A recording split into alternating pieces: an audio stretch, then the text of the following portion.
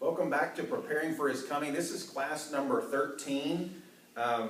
It's been a while since we've kind of had a long break since our last video class of this, and so I apologize for that, but I'm excited about getting back into it. Tonight, we're going to start out in 2 Thessalonians chapter 2, and we're talking about the great deception, okay? We're going to read the first 3 verses in 2 Thessalonians chapter 2. Paul writes, and he says, "Now, brethren, concerning the coming of our Lord Jesus Christ and our gathering together to him, we ask you not to be soon shaken in mind or troubled either by spirit or by word or by letter, as if from us, as though the day of Christ had come.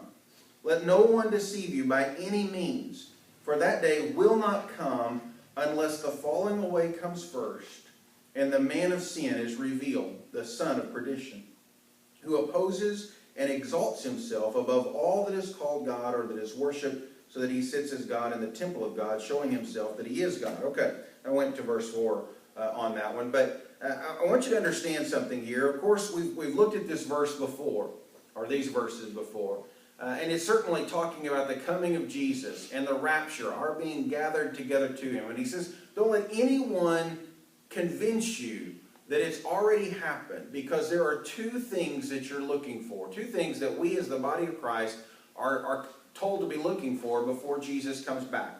The first one is found in verse 3. It says, "Let no one deceive you by any means, for that day will not come unless the falling away comes first." Okay? Now that falling away in the Greek is the word apostasia. Okay? It's the word that we get apostasy from. The definition of it from that Greek word is a defection from the truth, or from the one true faith. Now again, we've covered this in an earlier class, but I just read an article recently about it, so I just want to address it real quickly. And that is that there are some people who believe in a pre-trib rapture, and they use this to say that that word falling away means departure, and it does mean departure, but it always means a departure from the faith. It is not a physical departure. You can read in Acts, I believe it's 21:21, but I could be wrong on that, but it's talking about how some departed from the teachings of Moses. They had an apostasy or a departure, but it was not a physical departure. It was a departure from the truth, from what Moses had been teaching. There's no, to my knowledge, and I believe that there isn't, another example of that word being used that's not apart from a departure of the faith. And so it's not a physical departure. It would also, as we've talked about, be silly to say the rapture won't happen until the rapture takes place first. And it just doesn't make common sense there in the reading of it. Yeah, so he says that there's going to be this falling away. Some translations say apostasy, some say rebellion. There's going to be this event that is so big that Paul says this is what you're looking for. There's 2 things. One of them we would think is a really big event. It's where the man of sin, the Antichrist, sets himself up in the temple of God, and he declares himself to be God. That one we would definitely agree, I would think, that is a very big event. Paul puts this event on par with that one. He says these are the 2 things you look for. There's going to be this falling away. And what does that mean? It means that there's going to be a time when a large amount of people who call themselves Christians leave the faith. They fall away. They depart from the truth of Jesus. And they move to something different. Something that is false. Something that is a deception. This is the great deception that we're talking about. Now, Paul writes in 1 Timothy chapter 4 about this event.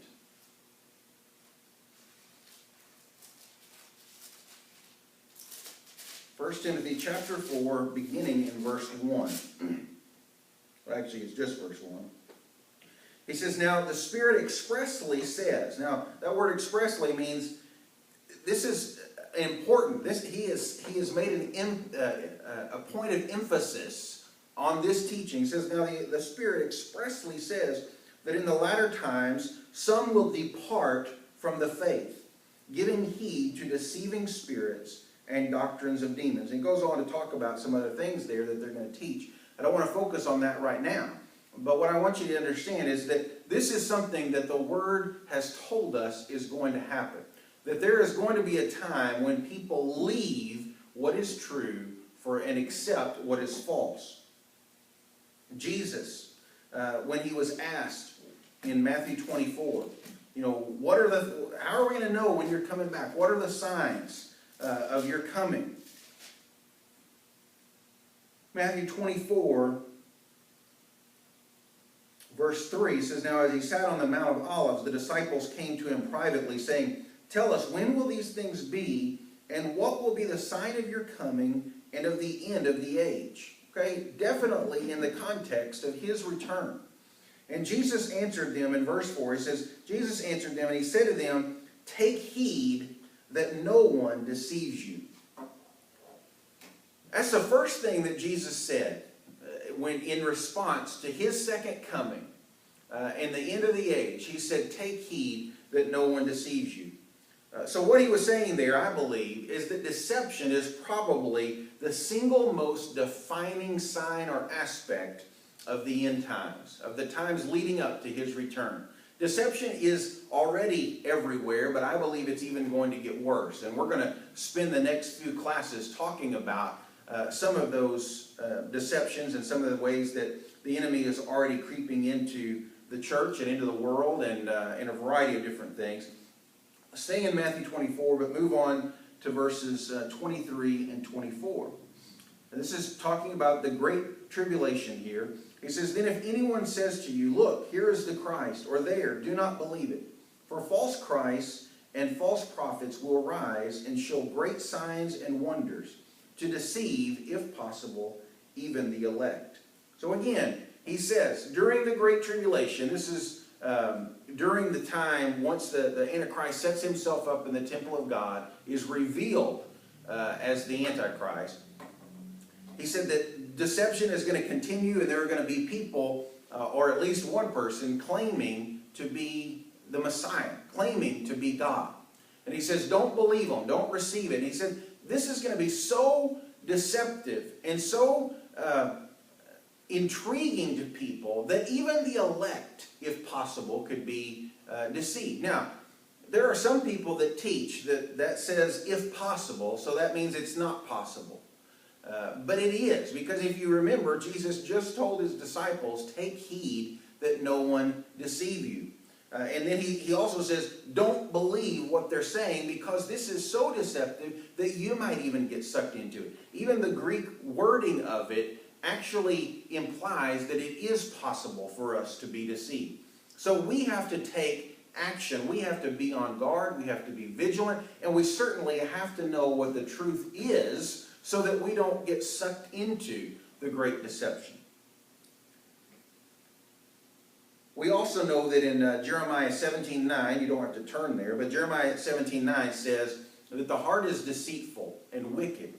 It's deceitful above all things and desperately wicked. That's what our heart is. So our hearts, our flesh certainly leans towards deception. It leans towards things that aren't necessarily what is good for us or what God wants for us. And so deception is something that we oftentimes are quick to follow, even though we don't realize that we're being deceived. So we have to ask this question. There's this great falling away that's coming. And the Holy Spirit has emphasized that there's going to be people leaving the faith. Jesus said, take heed, make sure that no one deceives you. What event could be so big, so deceptive, that large numbers of at least so-called Christians depart from the faith? Now, a lot of people say, well, the falling away is happening right now. It is to an extent, but I believe that there's an event that Paul tells us, when you see this happen, then you know that coupled with the Antichrist sitting in the temple of God, declaring himself to be God, those are what we're watching for. It's an event. It's not something that's just gradual. It is happening gradually. But there's going to be something that happens that triggers a large number of Christians, or at least so-called Christians, to leave the faith. So what could that event be? You know, a lot of people think that Islam will be a part of the Great Deception. And it is certainly a deception. It's demonic, and there's a lot of things that are going to play into the end times with it. But I don't believe that Islam is what is going to cause a lot of people just to leave Christianity. They force Christianity on you. Not Christianity, their beliefs on you. They force you to leave Christianity. This is more of a choosing, a departing by will, a deception that they're going to leave because of something that they believe in. And I don't believe that Islam is what is going to be the event that causes the great falling away. The New Age, in the question of whether this one is or isn't, is yes and no. And we're gonna talk about the New Age in the coming weeks. But the New Age movement is creeping into the church. And in the next class, we're going to really hit hard some of these very things. But there has to be something drastic. I mean, why would the New Age all of a sudden just appeal to mass numbers of Christians? I believe there's something even bigger than that, although it does play into what the New Age believes, what those who are in the New Age believe. Now, go back to 2 Thessalonians chapter 2.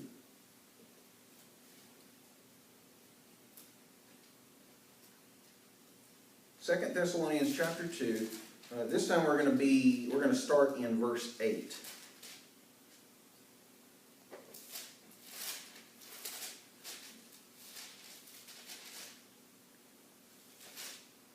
Okay, verse 8 says, And then the lawless one will be revealed, whom the Lord will consume with the breath of his mouth, and destroy with the brightness of his coming. The coming of the lawless one is according to the working of Satan, with all power, signs, and lying wonders, and with all unrighteous deception among those who perish, because they did not receive the love of the truth, that they might be saved. And for this reason, God will send them a strong delusion, that they should believe the lie, and that they all may be condemned who did not believe the truth, but had pleasure in unrighteousness. And this is a really sobering section of Scripture here. He says that there's going to be this grand delusion, this great delusion that God allows to come upon those who do not love the truth. First of all, we got to make sure that we are lovers of truth, that we are pursuing truth, that we don't just assume that we have it, but that we're chasing after it, searching the Scriptures, and praying that the Lord would show us where we're not in truth. And you'll hear me say that a lot. But here, this strong delusion, whatever it is simply because these people do not love the truth. What is the strong delusion? Now, I'm about to tell you what that is, but I have to make something clear here. What I'm about to tell you is something that I concluded on the basis of my study of the Scripture. Now, it's kind of out there. It's kind of bizarre. And I thought I was kind of strange for even thinking about it. But what I found was that I wasn't the only one that came to that conclusion from reading the Word. In fact, some very respectable teachers, preachers, pastors have come to the very same conclusions that I did, as bizarre as they are. Now, I need you to hear me out before you make any conclusions. Let me explain what I've got to say, because when I first say it, you may be rolling your eyes and saying, yeah, right. But once you hear everything that I have to say as I lay it out, what I think that you will find is that there is some merit behind it. It's not just bizarre and out there. Turn over to Revelation chapter 12. And hopefully by now, if you don't know me personally, if you've been following this, hopefully I have built up some equity of trust in you so that you won't just write me off. But in Revelation 12, beginning in verse 7, it says, And war broke out in heaven. Michael and his angels fought with the dragon, and the dragon and his angels fought. But they did not prevail, nor was a place found for them in heaven any longer. So the great dragon was cast out, that serpent of old, called the devil and Satan, who deceives the whole world. He was cast to the earth, and his angels were cast out with him.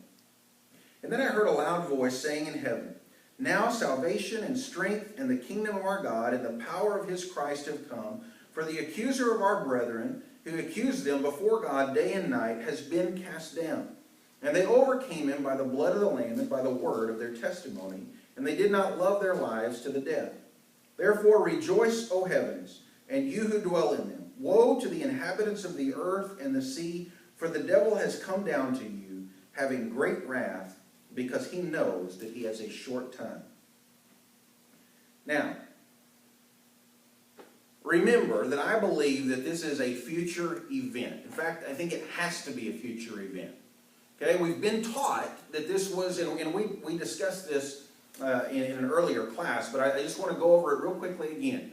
A lot of us have been taught that this happened, this was the rebellion, where, and we have been taught that Satan was cast out of heaven even before Adam and Eve were on the earth. But, if you remember me stating, there are two problems with that, at least two problems. One of them is that Job, the story of Job, the account of Job, Satan, in the very first chapter, Satan is coming before God with the angels, with the other angels, and Satan and God have this conversation, and we know where that leads to with everything that happened with Job. But if Satan has already been cast out to the earth, and he cannot go up to the heavens, how is it that he is before God accusing Job, even though God is actually the first one to bring Job before Satan, but he accuses Job and says that he only loves God because he blesses them, and then we go into all that other stuff. But he's there with God at that point. Also, right here, we just read it, in verse 10, it says that the accuser of our brethren, this is the middle of verse 10, it says, who accused them before our God day and night has been cast down. So Satan has been in heaven. He is in heaven. He doesn't live there, but he can come and go as he pleases, and just like we saw in Job. And he is accusing us, the brethren, day and night. And God is, I'm sure, just like Job, bringing up each one of us at different times and saying, have you considered my servant? Curtis, Gail, Heather, all of us are being brought before the attention of Satan, and it infuriates him, and so he accuses us, and he tries to bring up our sins and all of it. But if he is cast out and he is stuck on the earth, how is he able to accuse us day and night before God? So what I believe is this is a future war in heaven. I believe that there is going to be a time when this war takes place. And imagine, if you can, at least in part, what this event might look like. I mean, you're talking about a very dramatic scene in heaven where this huge war is going on. A third of the angels are with Satan, and a larger number are with Michael and on God's side. But there's a time when these fallen angels are cast to the earth, and they're stuck here. Now, I believe this is an event that will be seen. I believe it will be visible, and I believe that there will be something that changes the course of the faith of a lot of people because of it. So what is that? The fallen angels, I believe, will no longer have the ability to go from the earth to heaven. They will literally be stuck in a physical form here on earth. They won't want the world to know who they are, that they're fallen angels or demons or however you want to describe them. So they're going to have a cover story. And what I believe that cover story will be is the Great Deception. Now, this is where I need you to bear with me. I believe that their cover story has been seeded and planted for many years. And I believe what they will try to say is that they are of another world, that they are extraterrestrials, aliens, if you will.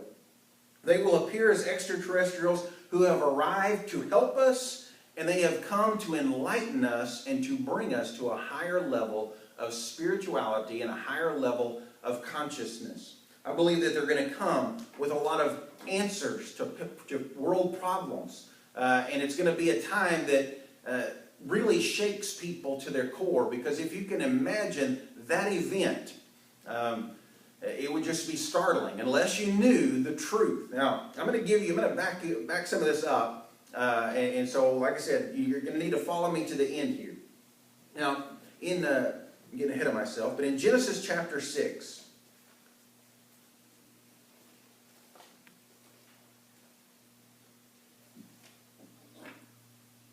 Genesis chapter 6, verses 1 through 12. It says, "Now it came to pass, when men began to multiply on the face of the earth, and daughters were born to them, that the sons of God saw that the daughters of men, that they were beautiful, and they took wives for themselves of all whom they chose. And the Lord said, My spirit shall not strive with man forever, for he is indeed flesh. Yet his days shall be 120 years. There were giants on the earth in those days, and also afterward. And when the sons of God came in to the daughters of men, and they bore children to them, those were the mighty men who were of old, men of renown. Then the Lord saw that the wickedness of man was great in the earth, and that every intent of the thoughts of his heart was only evil continually. And that the Lord was sorry that he had made man on the earth, and he was grieved in his heart. So the Lord said, I will destroy man whom I have created from the face of the earth, both man and beast, creeping thing and birds of the air, for I am sorry that I have made them. But Noah found grace in the eyes of the Lord." This is the genealogy of Noah. Noah was a man perfect in his generations. Noah walked with God. And Noah begot 3 sons, Shem, Ham, and Japheth. And the earth was corrupt before God, and the earth was filled with violence. So God looked upon the earth, and indeed it was corrupt, for all flesh had corrupted their way on the earth. Now, there's a book that I'm going to read a little bit out of here in a minute, but I need to clarify it just for a moment. This is the book of Enoch, okay? The book of Enoch, now there's a first Enoch and there's a second Enoch, but the first Enoch is the only one that I give any credence to, okay? And I don't have time to go into all of the reasoning behind that. But the book of Enoch, the oldest manuscripts that they have are about, I think, 300 years before Jesus, okay? And it's a fascinating book. It is a book that is quoted directly from the book of Jude. It's a book that was held in high esteem by the Jewish scribes and rabbis. It was also held in high esteem from the early church. And it was close to actually being in our Bible. But there was an issue, and it's the issue that we're talking about tonight, that primarily kept it from being included. Now, I may have read this before. I can't remember. It's been a while. But I just want to read the beginning of this first before we move into the rest of it. The very beginning of the book of Enoch says, "These are the words of the blessing of Enoch, to bless the elect and righteous who will be living in the day of tribulation, when all the wicked and godless will be destroyed. God opened the eyes of the righteous Enoch, so that the angels could show him a vision of the Holy One in the heavens. From them I understood that the vision I saw was not for my generation, but for a far distant one."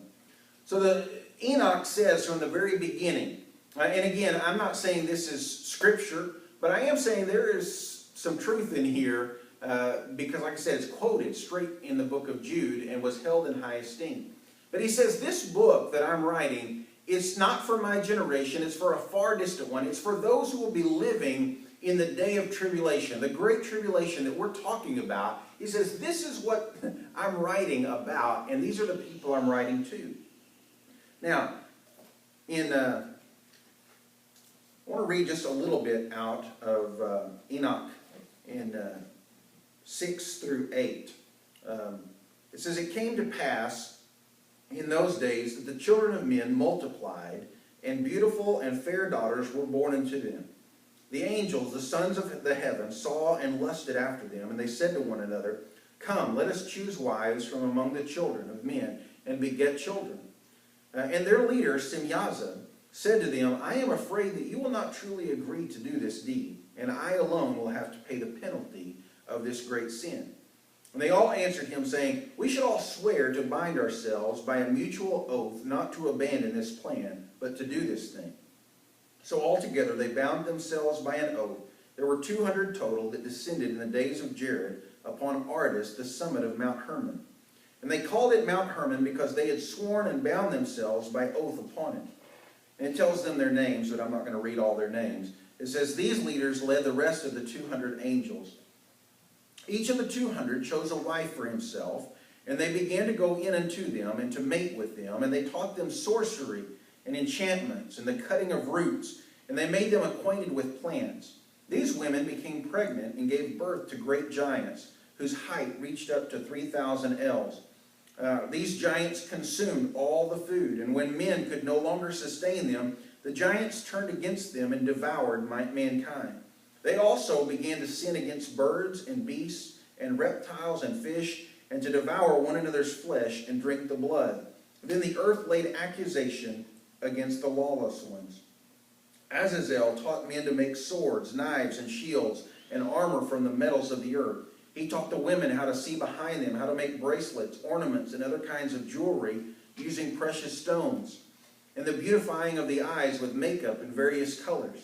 This led them astray into fornication and ungodliness, and they became corrupt in all their ways. Simyaza taught enchantments and root cuttings. Aramaros taught how to resolve enchantments. Barakel taught astrology. Kokabel taught the constellations. Tamel taught the knowledge of the clouds, and Azradel taught the courses of the moon. As man began to perish, they cried out to heaven. Now I'm going to skip over to chapter 15.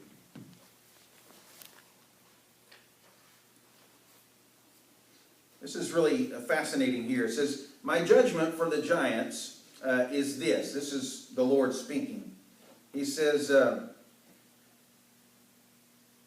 "They are born from flesh," talking about the Nephilim or the giants. "They are born from flesh, and they will be called evil spirits and will remain on the earth, because they were created from above, from the holy watchers. And at death, their spirits will come forth from their bodies and dwell on the earth.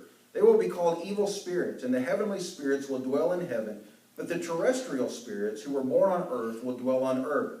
And the evil spirits of the giants will be like clouds. They will afflict, corrupt, tempt, battle, work destruction on the earth, and do evil. They will not eat nor drink, but be invisible. They will rise up against the children of men, against the women, because they have proceeded from them." Now, this last part is quite fascinating, because if it's true, and I believe that it is, that demons today, as we know them, are more like the unclean spirits. You know, a lot of times when we read in the New Testament, sometimes it's demons, sometimes it's an unclean spirit.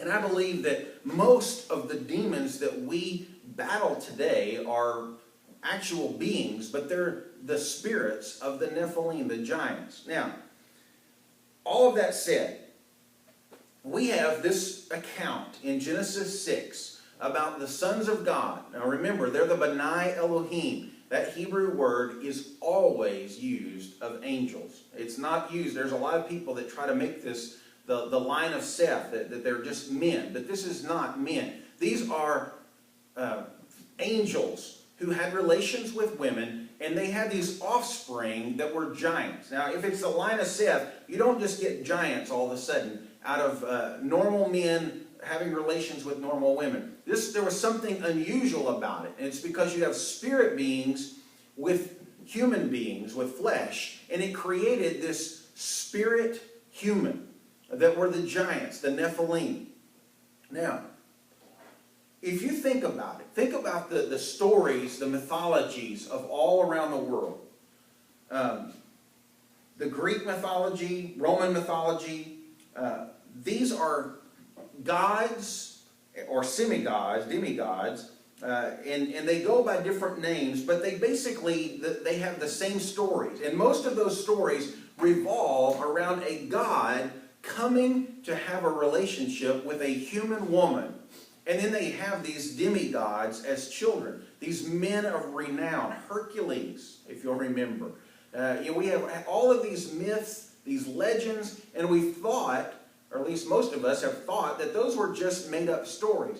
But I believe that all of the mythologies of the world, for the most part, have an element of truth that began in Genesis chapter 6, where these fallen angels came, had relations, and then they had these Nephilim giants as their offspring.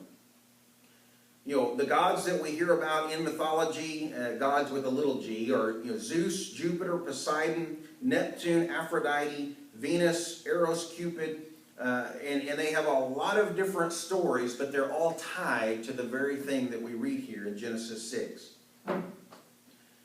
You know, we know the story of Zeus, most of us do anyway, with Hercules. But there are stories and mythologies that have the very similar type element with them. Ancient Sumerian records tell of gods descending from the stars and fertilizing their ancestors. This inbreeding of gods from heaven and women from earth is supposed to have produced the first men upon the earth. The native inhabitants of the Malakula in the New Hebrides believe that the first race of men were direct descendants of the sons of heaven. The Incas held that they were the descendants of the sons of the sun. The Teutons claimed that their ancestors came from the flying Wanan. Some of the South Sea Islanders traced their ancestry to one of the gods of heaven who visited them in an enormous gleaming egg.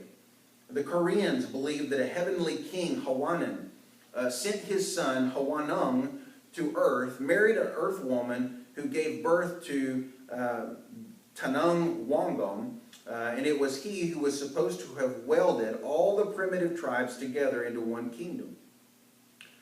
In Japan, there's a story of an island child. The only difference here is that it was a man from earth and a maiden from heaven that came together in marriage, and they spent their time together in heaven and not on the earth. From India, some of the ancient texts tell of gods begetting children with human women of earth, and how these children inherited supernatural skills and powers and the learnings of their fathers.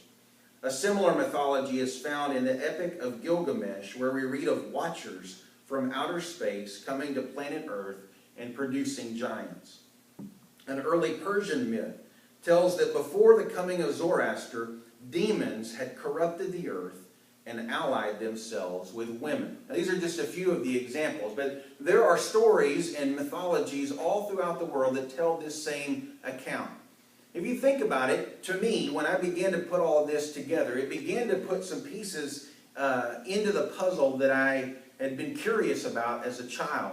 You know, you think about the pyramids. Did you know that today we do not have the technology to build the pyramids as they are? There was something that they had back then that we do not. Now, whether it's the power of the Nephilim, the supernatural strength that they had, or whether it was supernatural knowledge that these fallen angels brought with them, as the book of Enoch explains, and it talks about more in different places in there.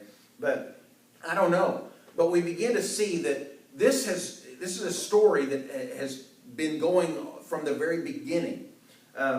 The plan of Satan, what I believe the plan of Satan was to corrupt the seed that the Messiah would come from. And he would try to corrupt it with these fallen angels. That, in fact, when you read in Genesis 6, verse 9, it says that this is the genealogy of Noah. Noah was a just man, perfect in his generations. Noah walked with God. What does it mean to be perfect in your generations? What that means is that his seed was not corrupted. And that's, what I believe that Satan was trying to corrupt the world with these Nephilim and cut off the line that Jesus would come through. It also explains why when the children of Israel would go into the promised land, God would tell them, I want you to wipe out these people, even the women and the children. To us, we read that and we're like, that's evil, that's mean, that's harsh. Why would God kill these innocent women and children? And I believe because a lot of these, if you think about the Anakim, think about Goliath, there were giants even after the flood. In fact, this is what it says It says in verse 4, there were giants on the earth in those days and also afterward. Okay? The Anakim were descendants of the Nephilim. There were giants. If you remember Joshua and Caleb and the spies, they go into the promised land and they say, we're like grasshoppers. These guys are huge. They're giants. And there's no way we're going to win except for two of them said we can do it with God's help. But everybody else said, these guys are enormous and we're going to lose. Well, they were the offspring of the fallen angels. They were the Nephilim, and they really were giants. So when God told them, I want you to wipe these people out, it wasn't because he was being harsh or mean or certainly evil. What he was doing is saying these people are corrupted. They're no longer humans. They're spirit humans. They're not my creation. And so I want you to have nothing to do with them and to wipe them out completely. And then, of course, they had some issues with that. But I believe that gives us a little bit more explanation of why he told them to wipe them out. Now, turn over to Daniel chapter 2.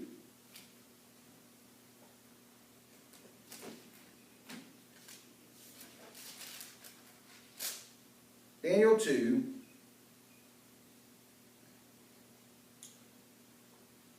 In verses, well, I'll start in verse 29. It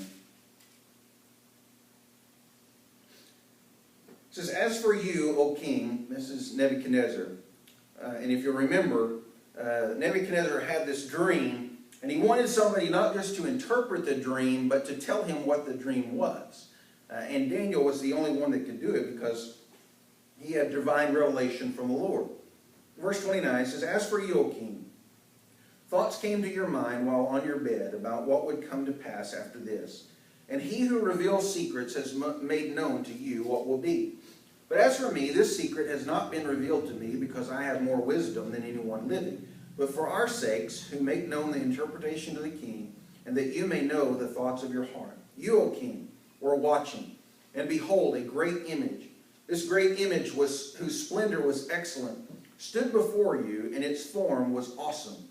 This image's head was of fine gold, its chest and arms of silver, its belly and thighs of bronze, its legs of iron, its feet partly of iron and partly of clay. You watched while a stone was cut out without hands, which struck the image on its feet of iron and clay and broke them in pieces. Then the iron, the clay, and the bronze, the silver, and the gold were crushed together and became like chaff from the summer threshing floors. And the wind carried them away so that no trace of them was found. And the stone that struck the image became a great mountain and filled the whole earth. This is the dream. Now we will tell you the interpretation of the dream, interpretation of it before the king. You, O king, are the king of kings, a king of kings. For the God of heaven has given you a kingdom, power, strength, and glory. And wherever the children of men dwell, or the beasts of the field and the birds of the heaven, he has given them unto your hand, and has made you ruler over them all. You are the head of gold. But after you shall rise another kingdom, inferior to yours. And then another, and a third kingdom of bronze, which shall rule over all the earth. And the fourth kingdom shall be as strong as iron, inasmuch as iron breaks in pieces and shatters everything. And like iron that crushes, that kingdom will break in pieces and crush all the others. Whereas you saw the feet and toes, partly of potter's clay and partly of iron, the kingdom shall be divided, yet the strength of the iron shall be in it, just as you saw iron mixed with ceramic clay. And as the toes of the feet were partly iron and partly of clay, so the kingdom shall be partly strong and partly fragile. Now listen to verse 43 here. He says, as you saw iron mixed with ceramic clay, they will mingle with the seed of men, but they will not adhere to one another, just as iron does not mix with clay. And in these days of the kings, the God of heaven will set up his kingdom, which shall never be destroyed. And the kingdom shall not be left to other people. It shall break in pieces and consume all these kingdoms, and it shall stand forever. Okay, so this dream is kind of a long reading, but I wanted you to get the whole context of it. This dream is about the kingdoms that would come upon the earth, starting with the Babylonian kingdom and King Nebuchadnezzar. These are kingdoms that almost took over the entire world. all the way up to the Roman Empire, with the kingdom of iron. But there is one more kingdom, the feet, the 10 toes, which go along with the 10 horns of the beast in Revelation. And it says that this kingdom is partly of iron and partly of clay. It's a mixture. And it says in verse 43, they will mingle with the seed of men. Okay, if we're dealing with the seed of men and something is mingling with them, who are they? I believe that it ties into everything that we're talking about tonight. I believe it's the fallen angels. I believe it plays into what their plan is and what we're going to see come to pass. All right, in Ezra chapter 9, just verses 1 and 2. It says, when these things were done, the leaders came to me, saying, the people of Israel and the priests and the Levites have not separated themselves with the peoples of the lands, with respect to the abominations of the Canaanites, the Hittites, the Perizzites, the Jebusites, the Ammonites, the Moabites, the Egyptians, and the Amorites. For they have taken some of their daughters as wives for themselves and their sons, so that the holy seed is mixed with the people of those lands. Indeed, the hand of the leaders and rulers has been foremost in this trespass. So he says, there's a holy seed. That's the line that Jesus is going to come from. And it's being corrupted. It's being mixed with these other groups that God said, no, I don't want you to have any part of them. And so I just wanted to show you that I believe it's not God's plan, Satan's plan to corrupt that seed. Okay? And it will go, even though Jesus has now been born, it still plays into what we're going to see in the time of the end that we're living in right now. Now, I'm going to break this down in modern terms. We've kind of covered a lot of different things right now, but I'm going to bring it into a place that I think that you'll be able to see it in a little better light. We're going to be talking about, for a lack of a better phrase, what I call the alien agenda. Okay, this is what we're going to look at. We're going to look at abduction cases. We're going to look at the New Age movement. We're going to look at the Mormon Church. We're going to look at the occult. We're going to look at science fiction.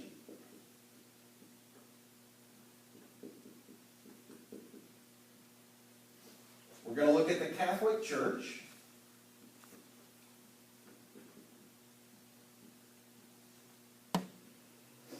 And we're going to look at the government.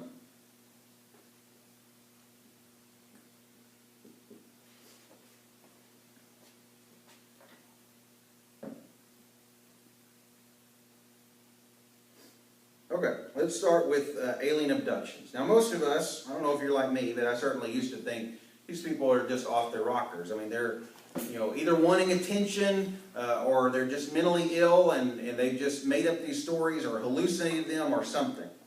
But millions of people throughout the world have claimed to be abducted by aliens. Okay, so we're not talking just about a few hundred people here. We're talking about a large number of people. And if you do your research on this, you're going to find out that a lot of the people and a lot of their stories are very similar. They tell the same things happen to them that they may not have even known about this guy over here, but something very similar happened to them.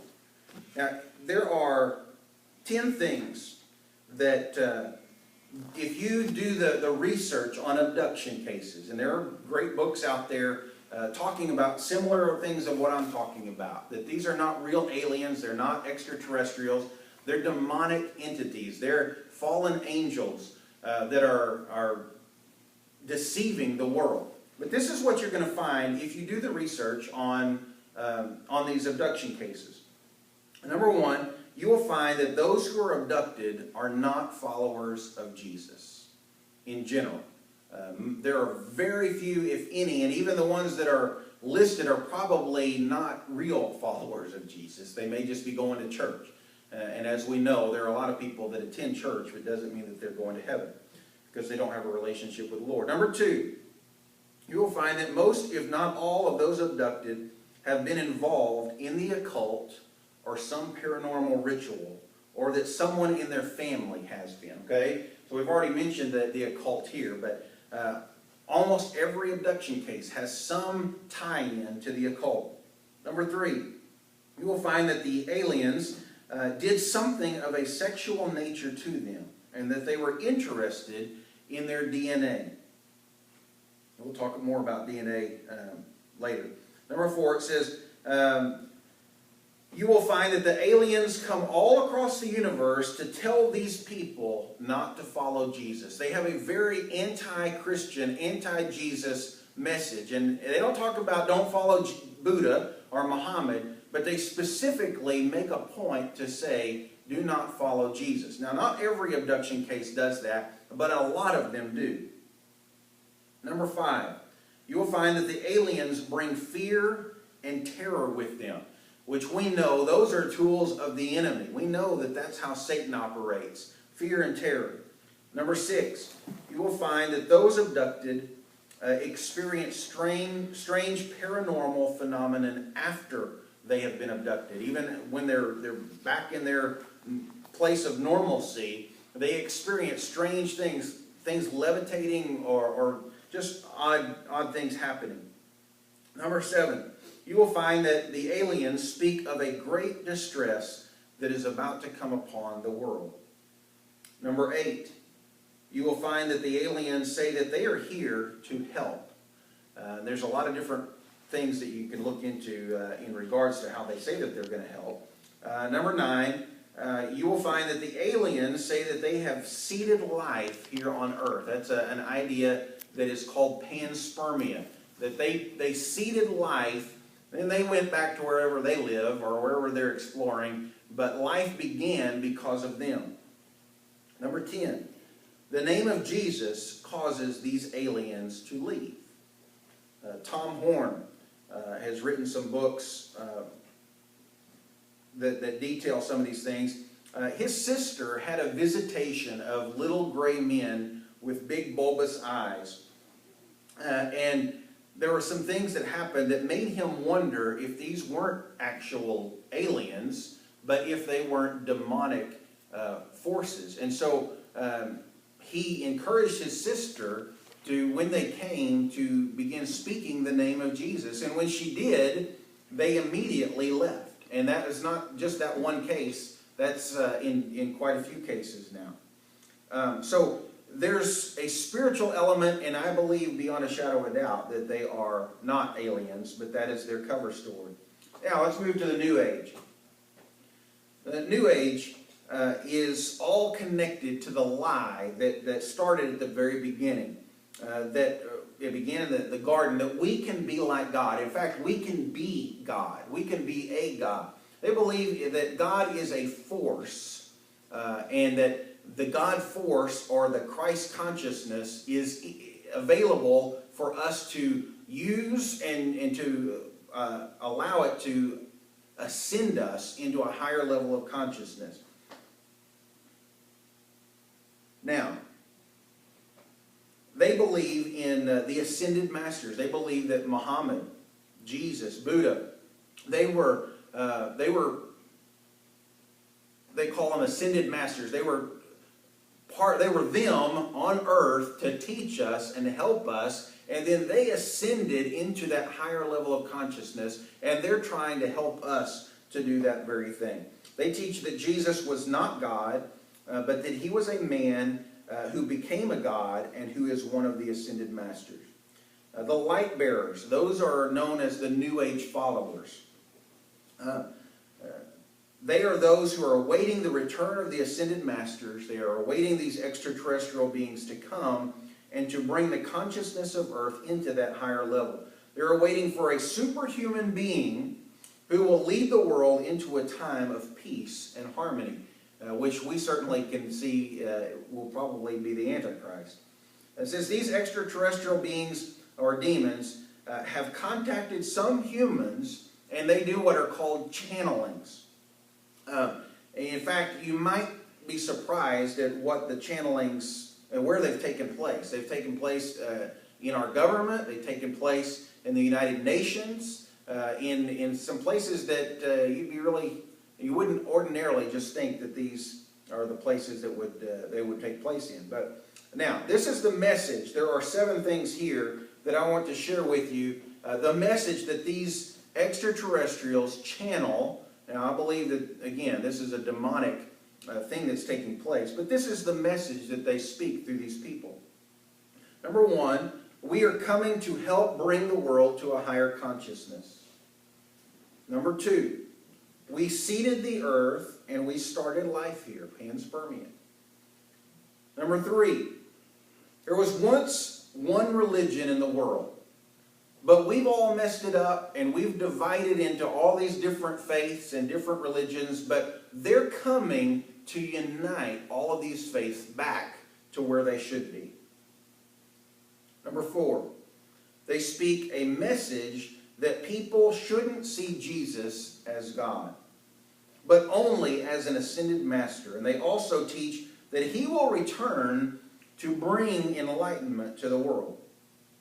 Number 5, they teach the earth is alive and known as Gaia. Now, this is where Earth Day and Save the Planet come from.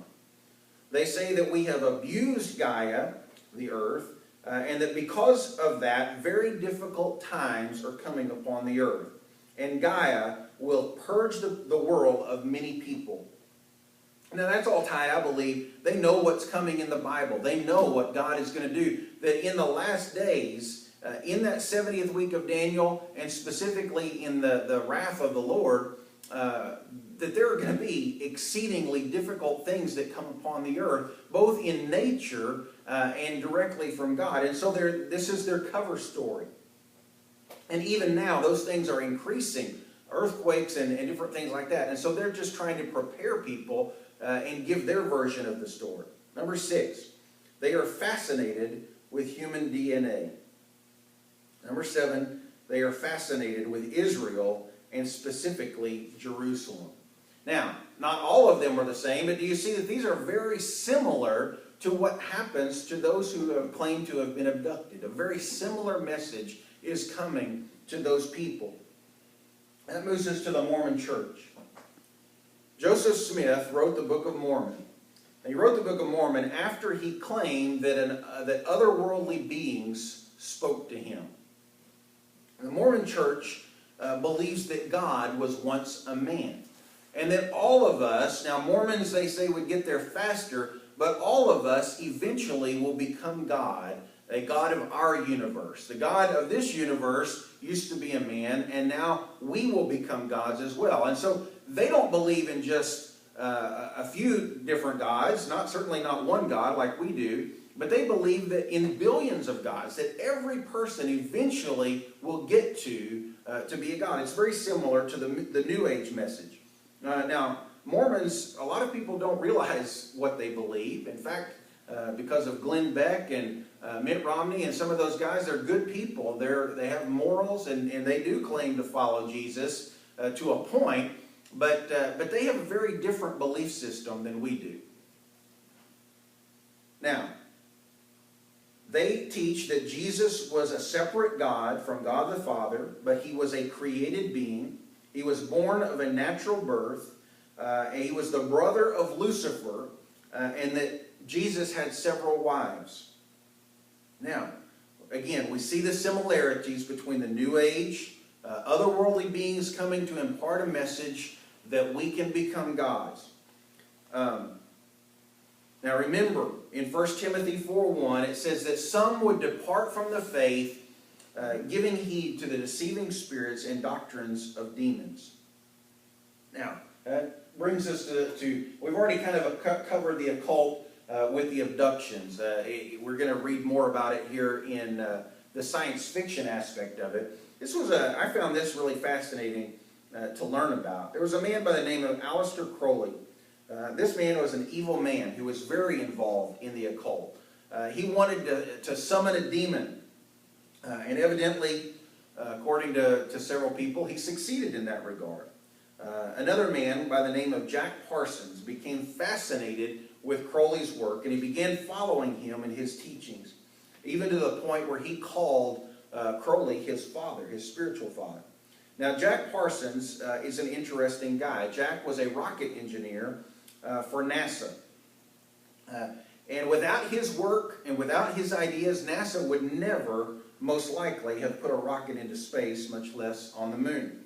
In fact, he is held in such regard with NASA that they have a day that they celebrate Jack Parsons. And interestingly enough, it falls on Halloween Day.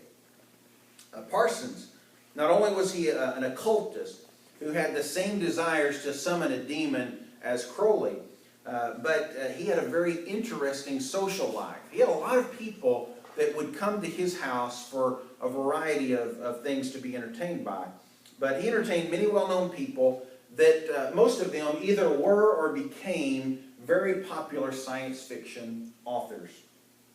Guys like Robert Heinlein, Ray Bradbury, L. Ron Hubbard, and L. Ron Hubbard would go on to found the religion of Scientology.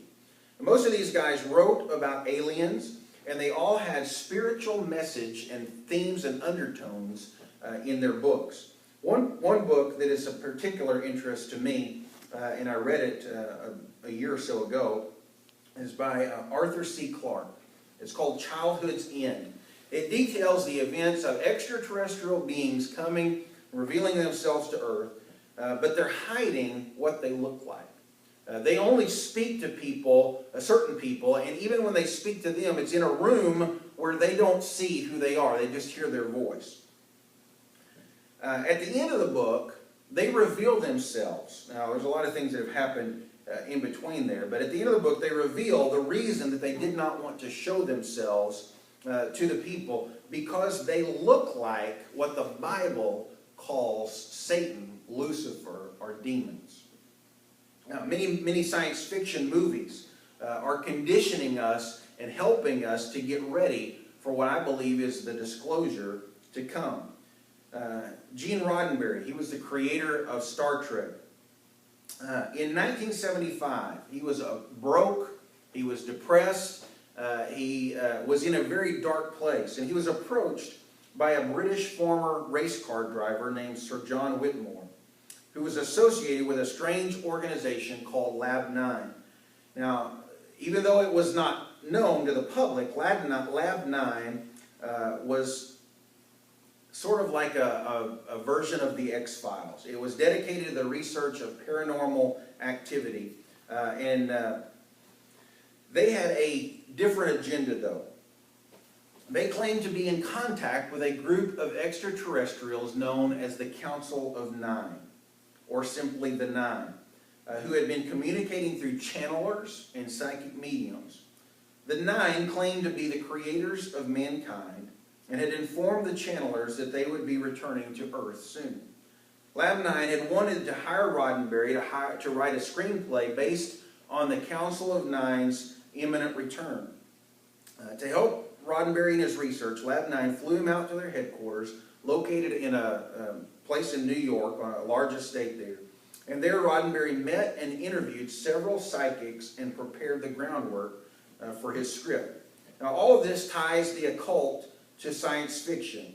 And it's been a method, they've used science fiction as a method of transportation for their ideas. If you think about it, I enjoyed Star Wars, but if you think, may the Force be with you, that is a New Age concept. May the Force be with you. It is the God force of the universe. There's other things that even tie into the Nephilim throughout the story of Star Wars. Again, I like some of the stories in there, but what I'm trying to tell you is this has been a way of conditioning the people to be able to receive what's coming. Now, there's more we could say, but for time's sake, we're going to move on. The Catholic Church. This is a fascinating one.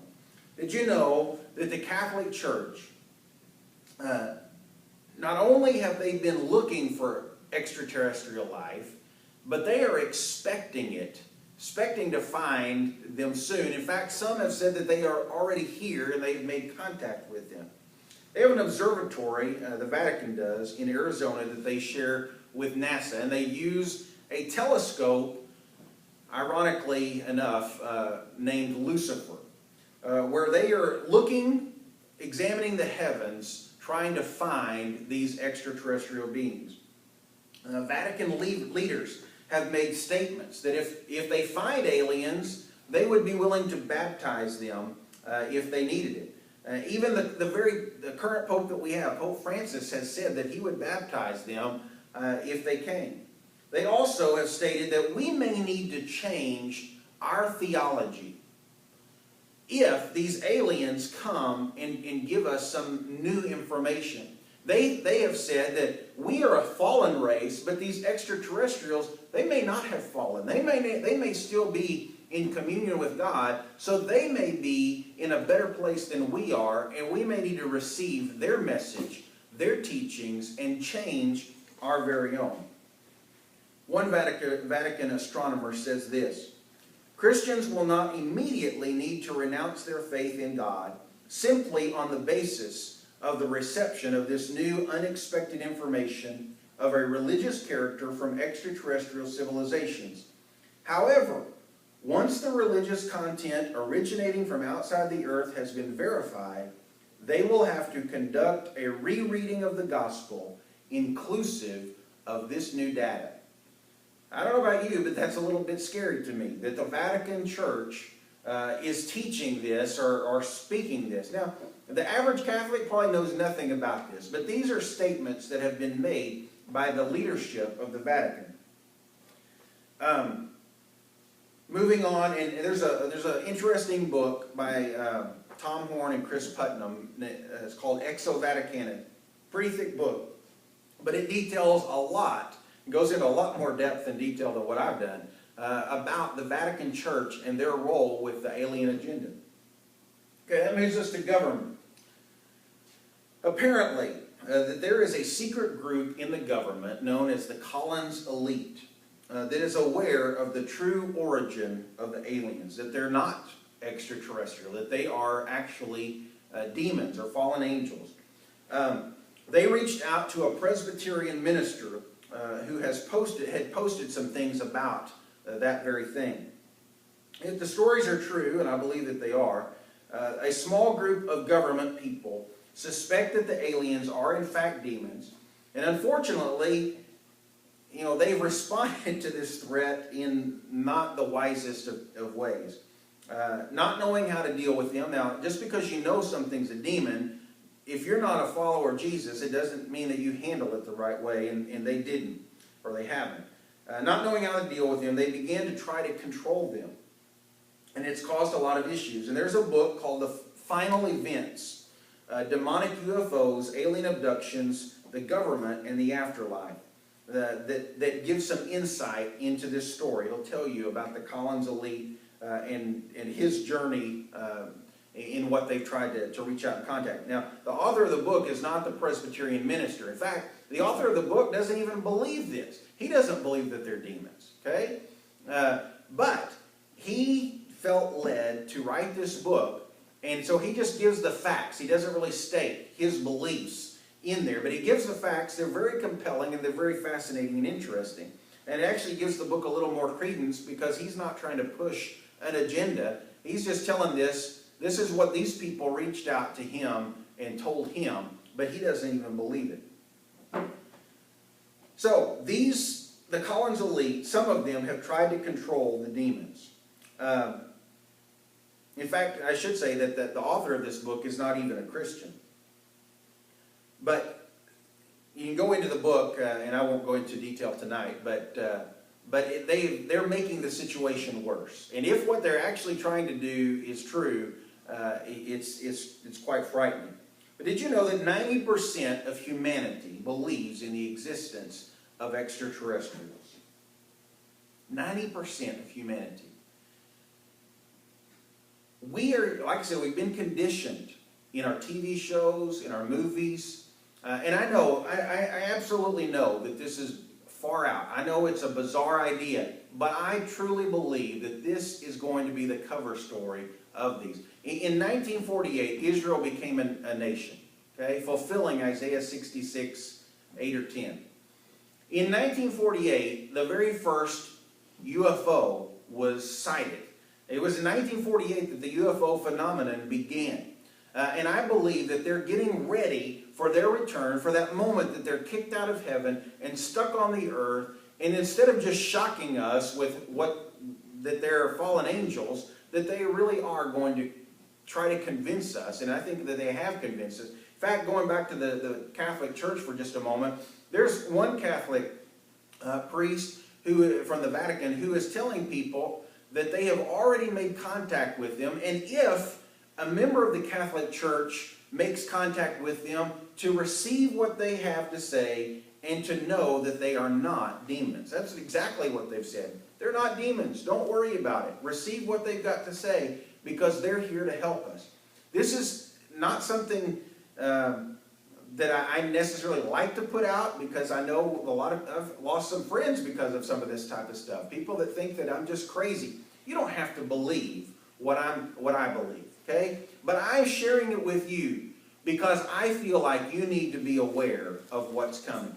Even if you don't believe it now, I guarantee you, one day if you wake up and we've had first contact, or if you see a spaceship over a city, you're going to have a re-examination of what you thought you heard from me. And so I'm just telling it, not because you have to believe it, because I feel a responsibility to warn you and to prepare you. Is the church ready for this? Because this is the one thing that I can think of that could shake a person's faith to the very core and possibly cause them to leave and depart. But if you know the truth, if you know that they're not really aliens, if you really know that they're not extraterrestrials, that they're not really here to help us, you know what they are and who they are and what their real agenda is. And I believe that there's going to have to be some of us who are prepared to wake up the body, because I think this is going to be the grand illusion that the Lord allows to come upon the earth because they did not receive the truth. And I believe it's going to be one of the things that unifies the faiths of all the earth and leads to the Antichrist taking over on this planet, at least for a short time. I appreciate you sticking with me. If you have questions, and I know some of you do, you can always email me at curtis@rootsbythestream.com, and I pray you have a blessed day. Thank you.